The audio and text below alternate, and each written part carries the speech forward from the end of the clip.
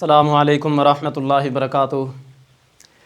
سب سے پہلے مشیت کے انوار سے نقش روح محمد بنایا گیا، پھر اسی نقش سے کھینچ کر روشنی بزم کون و مکان کو سجایا گیا۔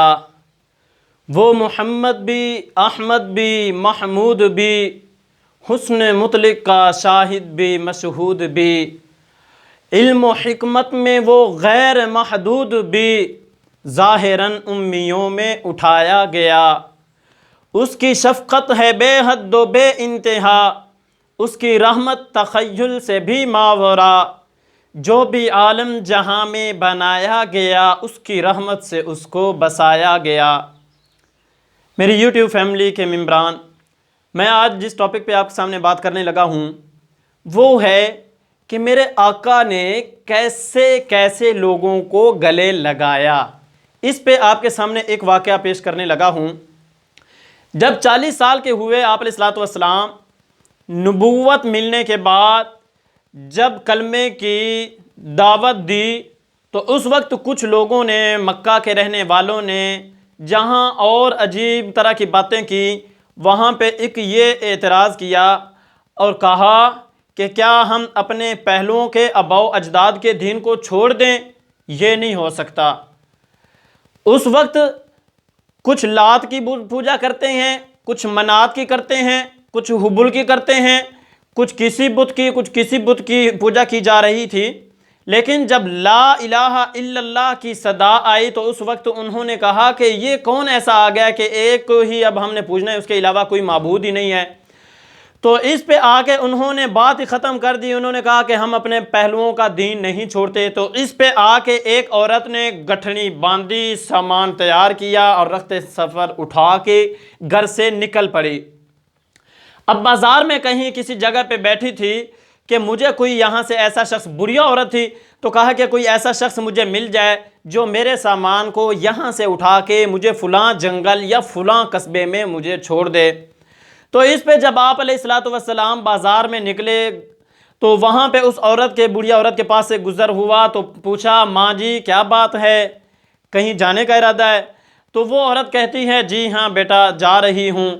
تو آپ علیہ الصلوۃ والسلام نے کہا، چلو آؤ، آپ نے جہاں جانا ہے میں چھوڑ آتا ہوں۔ آپ علیہ الصلوۃ والسلام نے اس بڑھیا کی گٹھلی کو اپنے سر پہ اٹھایا اور اس کو ساتھ لیا اور چل پڑے، اور رستے میں باتیں کرتے جا رہے ہیں۔ بڑھیا عورت کہتی جا رہی ہے کہ بیٹا خیال رکھنا، یہاں مکہ میں ایک شخص آیا ہے، محمد اس کا نام ہے، وہ کہہ رہا ہے کہ میں اللہ کا آخری نبی اور اس کا آخری رسول ہوں، اور اللہ ایک ہے، اسی کی عبادت کی جائے، اس کے علاوہ کسی کی عبادت نہیں کرنی۔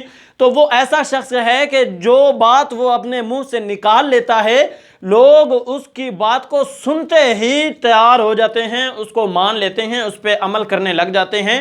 تو کہیں ایسا نہ ہو کہ آپ اس کے جال میں آ جاؤ، وہ آپ کو کوئی بات سنا دے، آپ اس کے جال میں پھنس جاؤ، آپ اپنے پہلوؤں کا دین چھوڑ دو، تو لہٰذا اس سے بچ کے رہنا۔ جب وہاں جس جگہ پہنچنا تھا وہاں پہنچ گئے تو واپسی آنے لگے تو اس وقت اس بڑھیا عورت نے کہا کہ بیٹا اپنا تعارف تو کرا دو، تاکہ اگر کبھی کسی دن میرا چکر لگے مکہ میں آؤں تو میں آپ کو ملنا چاہوں تو آسانی سے مل سکوں، لہٰذا آپ مجھے اپنا نام، اپنا ایڈریس وغیرہ بتا دیں، قوم، خاندان، قبیلہ جو بھی ہوتا ہے۔ تو اس وقت آپ علیہ الصلوۃ والسلام نے فرمایا کہ ماں جی میں وہ محمد ہوں جس کے بارے میں آپ مکہ سے نکلنے سے لے کے یہاں تک باتیں کرتی آئی ہیں۔ تو اتنی ساری باتیں کی تو اس کا جو صبر تھا، آپ علیہ الصلوۃ والسلام نے کسی بات کا جواب نہیں دیا۔ اس صبر کے بدلے میں اس عورت نے، بڑی عورت نے کیا کیا؟ اس نے کلمہ پڑھ لیا، مسلمان ہو گئی۔ تو میرے دوستو، اس واقعے سے آج ہمیں جو سبق مل رہا ہے وہ یہ ہے کہ ہم نے عمر نہیں دیکھنی، ہم نے قوم نہیں دیکھنی، ہم نے خاندان نہیں دیکھنا، ہم نے فرقہ نہیں دیکھنا، بلکہ ہمیں جب موقع ملے، جس کے ساتھ خدمت کا موقع ملے، ہم اس کی خدمت کریں۔ آج ہو تو یوں رہا ہے کہ ایک مسلک والا دوسرے مسلک والے کو دیکھنا ہی پسند نہیں کرتا۔ آپ علیہ الصلوۃ والسلام کے اس واقعے سے ہمیں پتہ چلتا ہے، سبق مل رہا ہے کہ چاہے کافر ہی کیوں نہ ہو، اس کو بھی گلے لگانا ہے، اس کے ساتھ بھی حسن سلوک سے پیش آنا ہے، اس کے ساتھ بھی محبت والے اخلاق والے اعمال اس کے سامنے پیش کرنے ہوں گے۔ امید ہے آپ حضرات کو یہ ویڈیو پسند آئے گی، دعاؤں میں یاد رکھیے گا۔ اب ملیں گے انشاءاللہ نیکسٹ ویڈیو میں، تب تک کے لیے اللہ حافظ۔